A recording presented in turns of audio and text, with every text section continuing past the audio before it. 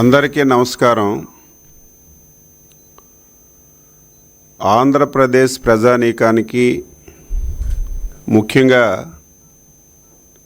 ఈ రాష్ట్రంలో ఉన్నటువంటి బలహీన వర్గాలకి ఈ రాష్ట్రంలో జరుగుతున్నటువంటి పరిణామాలన్నీ కూడా బలహీన వర్గాలకు చెందినటువంటి ఒక వ్యక్తిగా నాపై బాధ్యత ఉండి ఈరోజు ఈ పాత్రికేయుల సమావేశం పెట్టానని చెప్పి తెలియచేస్తున్నాను. సమాజంలో క్రిమినల్ అంటే ప్రతి ఒక్కరం భయపడతాం. క్రిమినల్ చేసినటువంటి పనులు సమాజానికి, ప్రజానీకానికి హానికరమని చెప్పి ప్రతి ఒక్కరికి కూడా తెలుసు. అటువంటి క్రిమినల్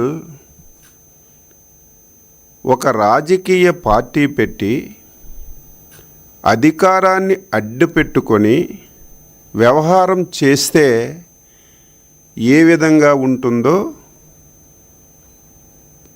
2004 నుంచి ఈ రోజు వరకు ఉమ్మడి ఆంధ్రప్రదేశ్లో కానీ, విభజన ఆంధ్రప్రదేశ్లో కానీ ప్రతి ఒక్కరూ చూస్తున్న విషయాన్ని తెలియచేస్తున్నాను.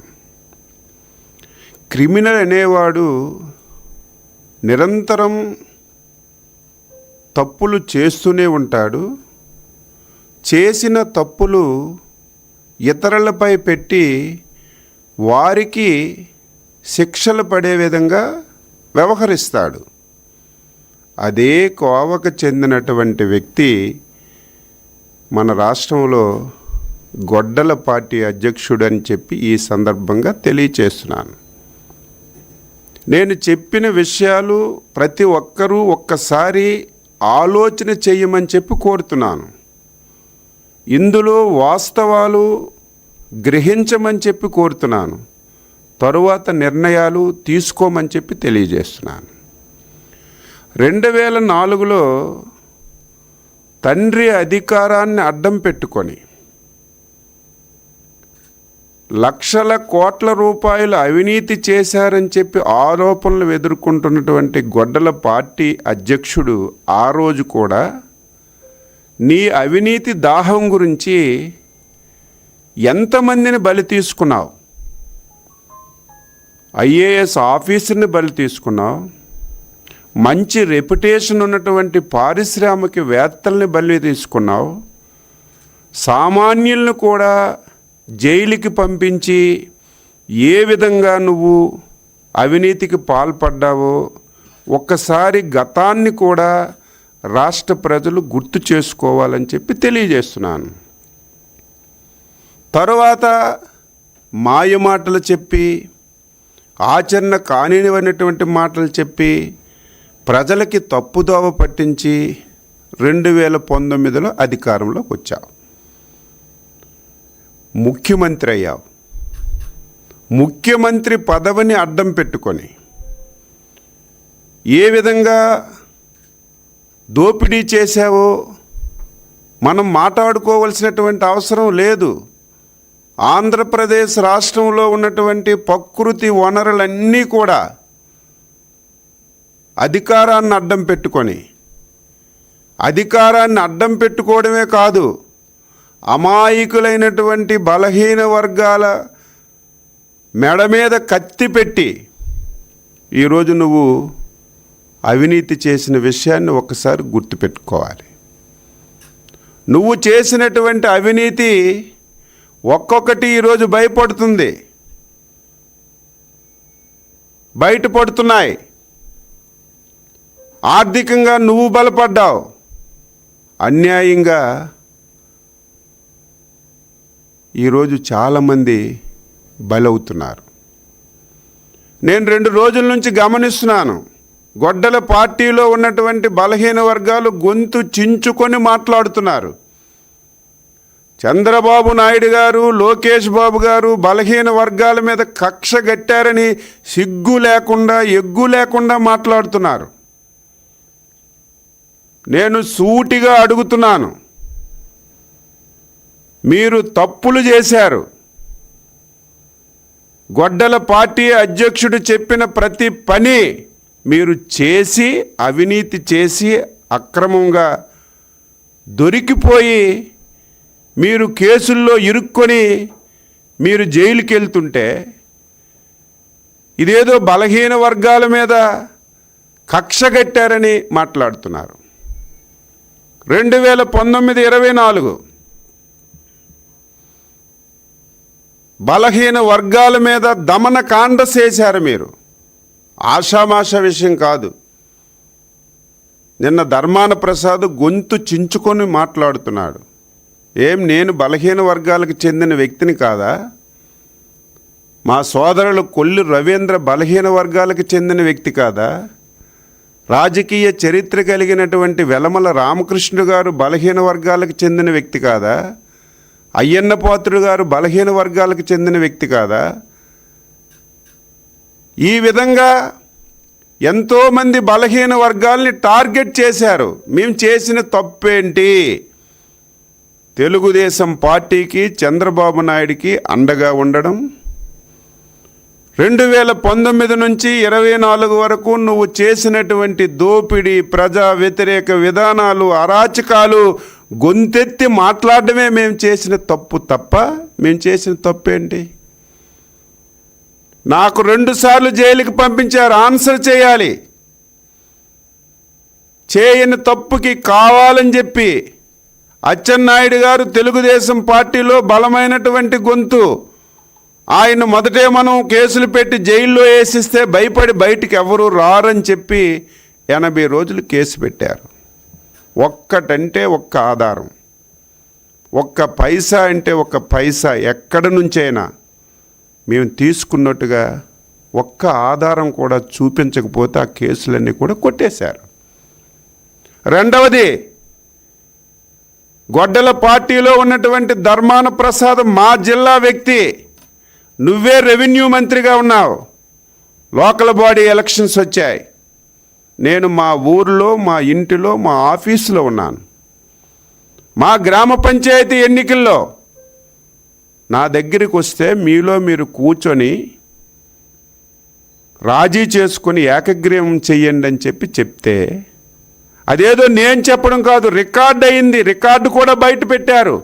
ఆ రికార్డులో కూడా నేను ఎవరిని ప్రలోభ పెట్టినట్టు కానీ, ఎవరిని భయపెట్టినట్టు కానీ, ఎవరిని నేను బాధ పెట్టినట్టు కానీ ఆ రికార్డులో కూడా లేదు. ఆ రోజు ధర్మాన ప్రసాద్ బీసీ డైరెక్షన్లో నా మీద అటెంప్ట్ మర్డర్ కేసు పెట్టి శ్రీకాకుళం జైలుకి పంపించారు. ఆన్సర్ చేయమని కోరుతున్నాను.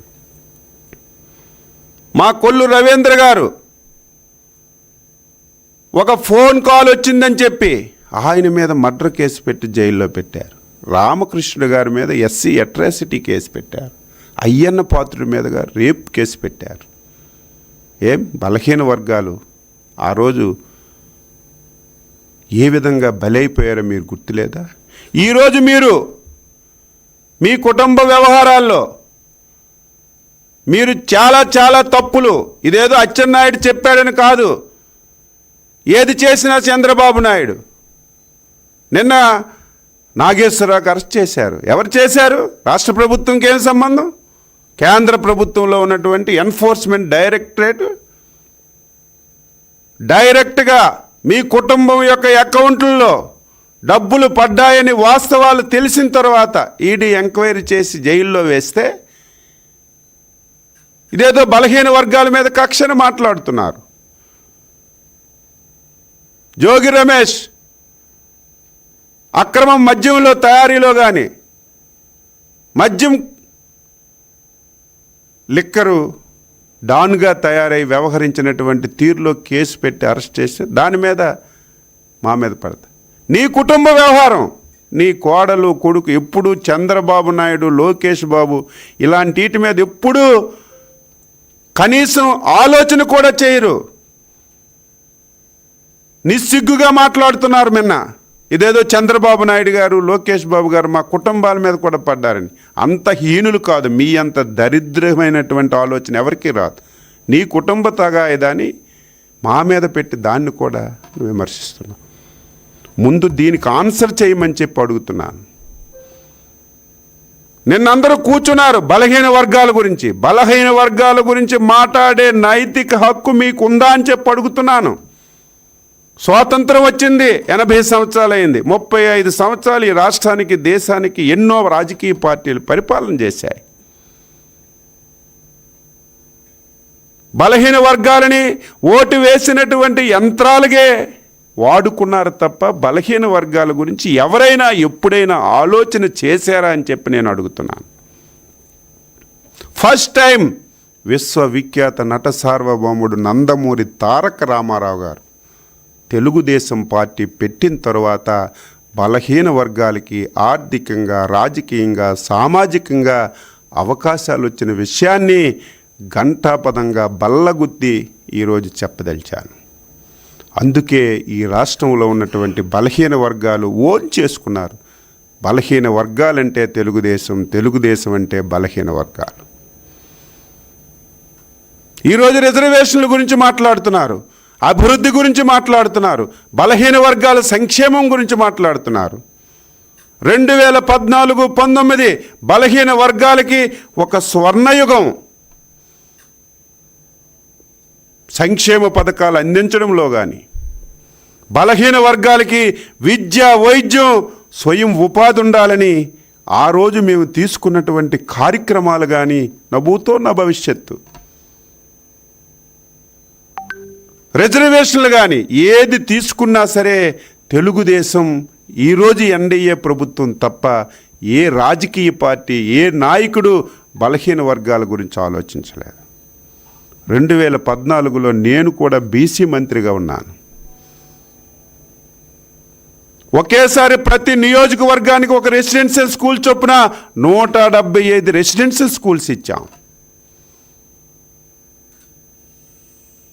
ఈ రాష్ట్రంలో ఉన్నటువంటి బలహీన వర్గాలు స్వయం ఉపాధి గురించి కుల వృత్తుల వారికి ఆదరణ పథకం కింద పనిముట్లిచ్చి మేము కొని గొడౌన్స్కి పంపిస్తే ఎంత కక్ష కాకపోతే అధికారం మారిన తర్వాత దుర్మార్గుడు కళ్ళ ముందే పరికరాలన్నీ కనిపిస్తున్నా ఈ పరికరాలు ఇస్తే బలహీన వర్గాలకి మంచి జరుగుతుందని మొత్తం పరికరాలన్నీ గోడౌన్స్లో ఉంచి తుప్పు పెట్టిపోయి పక్కన పడేశారు తప్ప బలహీన వర్గాలకు ఆ పరికరాలు కూడా అందించినటువంటి దౌర్భాగ్యులు మీరు బలహీన వర్గాల గురించి మాట్లాడుతున్నారు.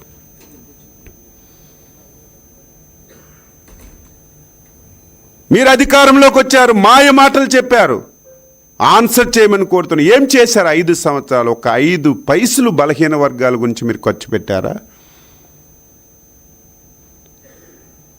తెలుగుదేశం ఎన్డీఏ ఎప్పుడు అధికారంలో ఉన్నా బలహీన వర్గాలకి సముచితమైనటువంటి స్థానాలు ఇచ్చి, స్వయం కృషిచ్చి, స్వయం ప్రతిపత్తినిచ్చి ఈ రాష్ట్రాన్ని పాలించడంలో భాగస్వామ్యం చేస్తున్నటువంటి పార్టీ తెలుగుదేశం ఎన్డీఏ ప్రభుత్వాలు. నువ్వేం చేశావు?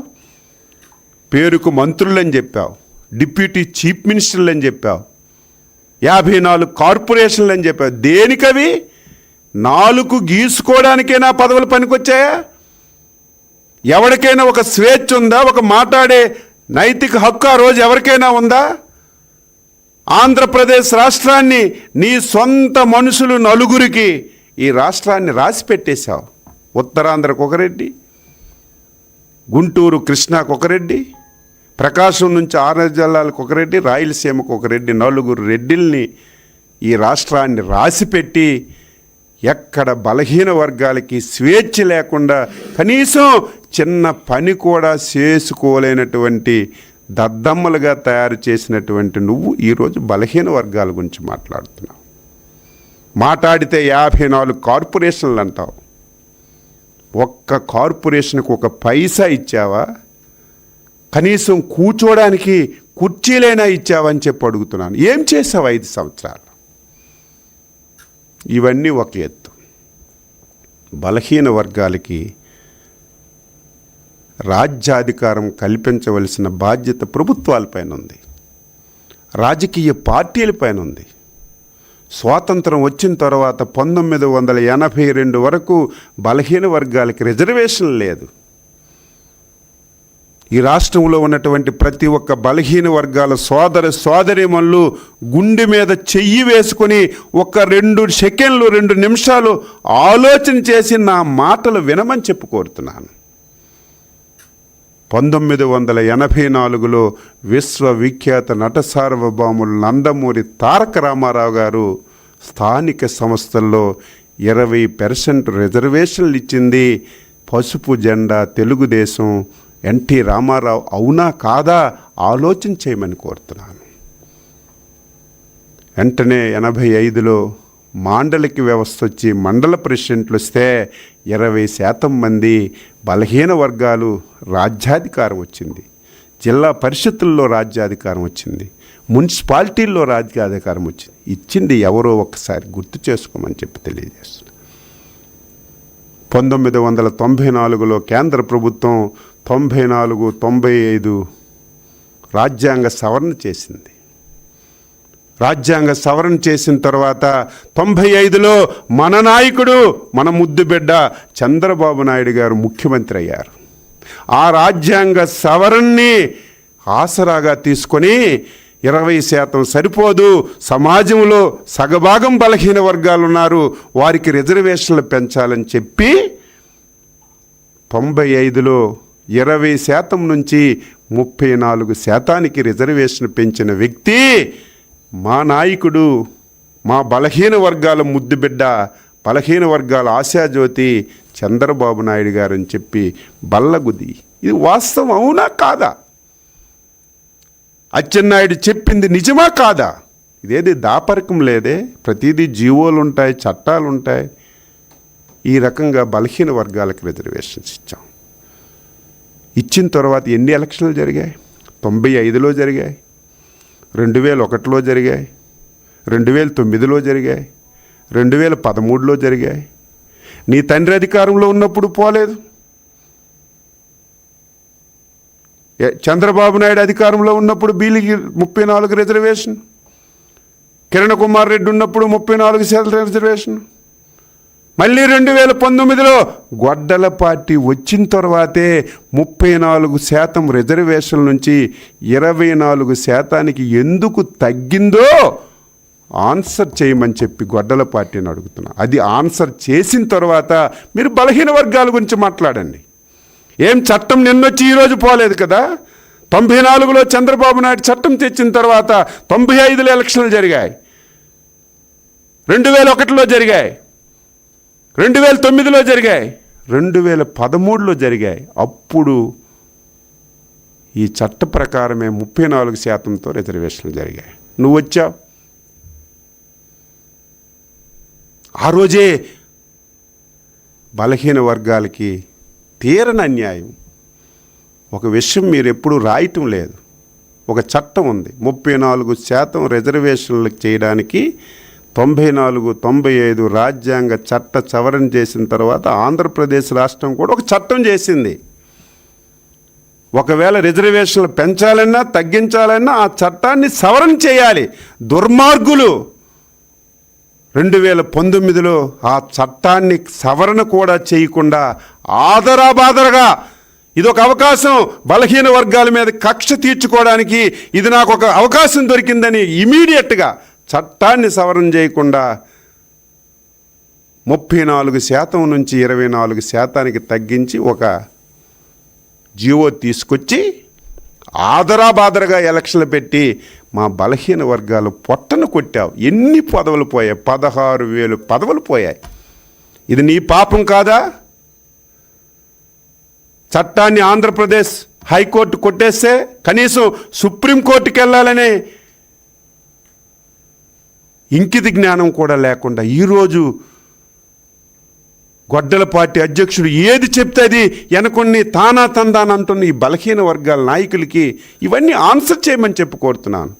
మేము మళ్ళీ ఎలక్షన్లో మాట ఇచ్చాం. ఇచ్చిన మాట ప్రకారం ఇదేదో మేము కొత్త చట్టం తేలేదు.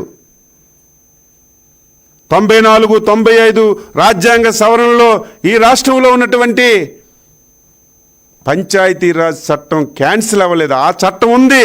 ఆ చట్టంలో ఆంధ్రప్రదేశ్లో 34% రిజర్వేషన్లు ఉన్నాయి కాబట్టి దాని ప్రకారమే మేము జీవో ఇచ్చి ముందుకెళ్ళాం. దానికి అడ్డంకులు చేయాలని చాలామందితో ఫిల్లేయిస్తున్నాం.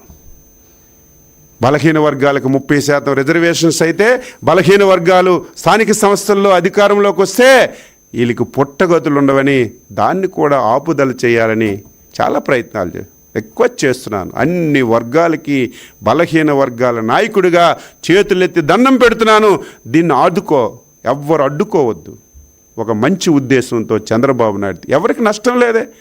ఎస్సీల రిజర్వేషన్ ఎస్టీలకు ఉంటాయి, ఎస్టీల రిజర్వేషన్ ఎస్టీలకు ఉంటాయి. మీ రిజర్వేషన్ల తర్వాత దీనికి రిజర్వేషన్ ఇచ్చాం. ఏ ఒక్క వర్గానికి బీసీలు వ్యతిరేకం కాదు, ఏ ఒక్క రిజర్వేషన్కి బీసీలు వ్యతిరేకం కాదు. మీ హక్కులు మీకుంటాయి. బలహీన వర్గాల హక్కులు కూడా అవసరం కాబట్టి ఈరోజు ఈ జీవో ఇచ్చారు. దీన్ని కూడా ఇప్పుడు పిల్లేశారు, అప్పుడు అడ్డుకోవడానికి ప్రయత్నాలు చేస్తున్నారు. పడుకొని లేపితే ప్రతి ఒక్కరికి తెలుసు ఎవరు పిల్లేయిస్తున్నారు, ఎవరు అడ్డుకోవడానికి ప్రయత్నం చేస్తున్నారు తెలుసు. దయ ఉంచి మీరు చాలా అన్యాయం బీసీలకి చేశారు. ఎన్డీఏ ప్రభుత్వం చంద్రబాబు నాయుడు ఆధ్వర్యంలో దీన్ని సరిచేసి ముందుకెళ్లాలని ప్రయత్నం చేస్తున్నారు. దీన్ని అడ్డుకోవద్దని చెప్పి కోరుతున్నాను. ఈరోజు బలహీన వర్గాలు అభ్యున్నతి గురించి కృషి చేస్తున్నాం. బలహీన వర్గాలకు ఆర్థికంగా, సామాజికంగా, రాజకీయంగా ముందుకు తీసుకువెళ్ళాలని అహర్నిశలు ప్రయత్నం చేస్తున్నాం. అందుకే బలహీన వర్గాలు ఈ దుర్మార్గుల మాటలు మళ్ళీ వింటే, ఈ దుర్మార్గులు ప్రతిదీ వెనక చూడరు, ముందు చూడరు. గొడ్డల పార్టీ అధ్యక్షుడు ఏది రాధిస్తే అది మాట్లాడుతున్నారు, ఏది చెప్తే అది మాట్లాడు ఆన్సర్ చేయమని చెప్తున్నాం. ఈరోజు బలహీన వర్గాలు చంద్రబాబు నాయుడు గారు కక్ష పెట్టి జైల్లో పెడుతున్నారు. ఏం మేము బలహీన వర్గాలం కాదా? మళ్ళీ రిపీట్ చేస్తున్నాను, తప్పు చేయలేదు. 5 సంవత్సరాలు భూతద్దంతో ఎతికి అన్నీ చూసి ఎక్కడ ఒక చిన్న తప్పు కూడా మీరు పట్టుకోలేక, షార్ట్ షీట్ కూడా వేసుకోలేనటువంటి మీరు ఈరోజు అడ్డగోలుగా దొరికిపోయి కేంద్ర ప్రభుత్వం ఈడీ కేసులు పెట్టి చట్ట ప్రకారం వాళ్ళకి శిక్షలు వేస్తుంటే అది కూడా చంద్రబాబు నాయుడు గారి మీద వేసి మీరు లబ్ధి పొందాలని ప్రయత్నం చేస్తున్నా ఆంధ్రప్రదేశ్ బీసీలు తెలివైన వాళ్ళు, బీసీలు తెలుగుదేశం పార్టీ ఎన్డీఏ ప్రతి ఒక్కరు కూడా అర్థం చేసుకున్నారని చెప్పి తెలియజేస్తూ మరొకసారి ప్రతి ఒక్క పౌరుడికి రిక్వెస్ట్ చేస్తున్నాను, ఈ రిజర్వేషన్స్ ఎవరికి వ్యతిరేకం కాదు. గొడ్డల పార్టీ మాట విని మీరు కోర్టుల్లో పిల్లేసి బలహీన వర్గాలకు అన్యాయం చేయొద్దని చెప్పి ఈ సభాముఖంగా ప్రతి ఒక్కరికి కోరుతూ సెలవు తీసుకుంటున్నాం. జై హింద్.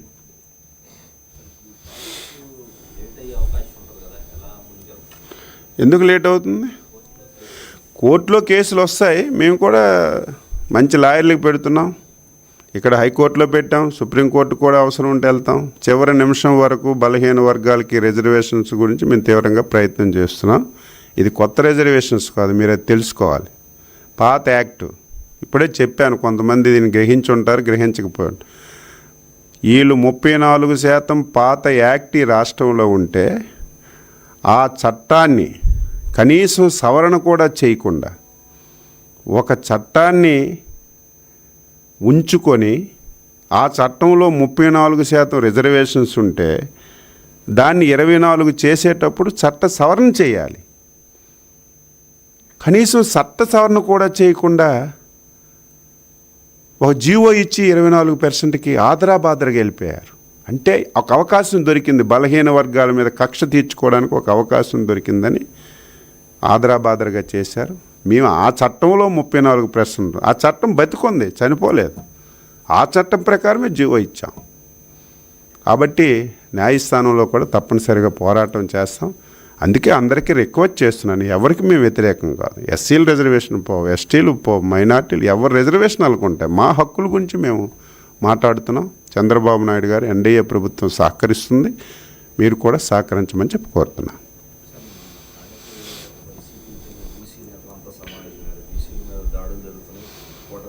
నేను ఇప్పుడు చెప్పాను కదా, ఆన్సర్ చేయమని చెప్పి సంఘటితంగా ఎత్తుక్కోవడానికి మీరు ఇప్పుడేం కొత్తగా ఆకాశం నుంచి దిగి రాలేదు.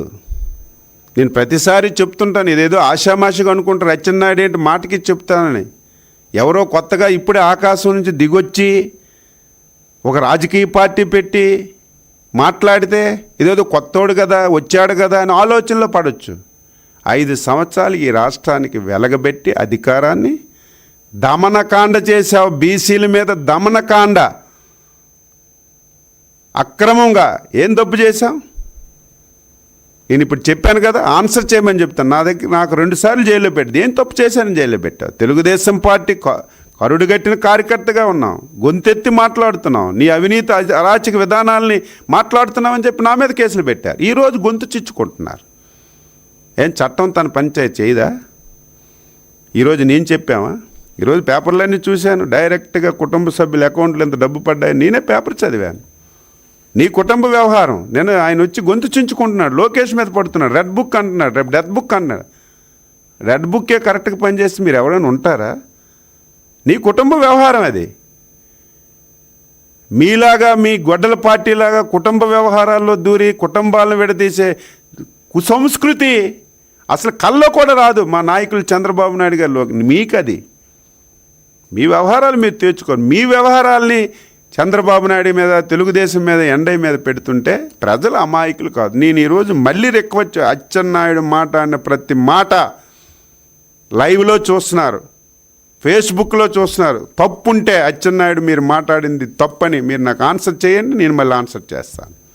నేను ఓపెన్ మైండ్తో ఉన్నాను, ఓపెన్గా మాట్లాడుతున్నాను. ఎందుకు ఇంత ధైర్యంగా మాట్లాడుతున్నానంటే తెలుగుదేశం పార్టీ పుట్టుకే బలహీన వర్గాల పునాదుల మీద పుట్టిన పార్టీకి ఏ అవకాశం వచ్చిన వాళ్ళకి న్యాయం చేయడానికి ఆ రోజు ఎన్టీఆర్ కానీ, ఈరోజు చంద్రబాబు నాయుడు కానీ, ఎన్డీఏ ప్రభుత్వం పనిచేస్తుంది తప్ప ఎక్కడ బలహీన వర్గాలకి ఏ సమంత నష్టం కూడా జరగకుండా మేము పనిచేస్తున్నాం. మాకు స్వేచ్ఛ ఉంది, పరిపాలనలో మేము కూడా భాగస్వామ్యం అవుతున్నాం. మీలాగా డమ్మీలుగా మాత్రం ఇప్పుడు మిగలం అని చెప్పి తెలియజేస్తున్నాం. ఓకే.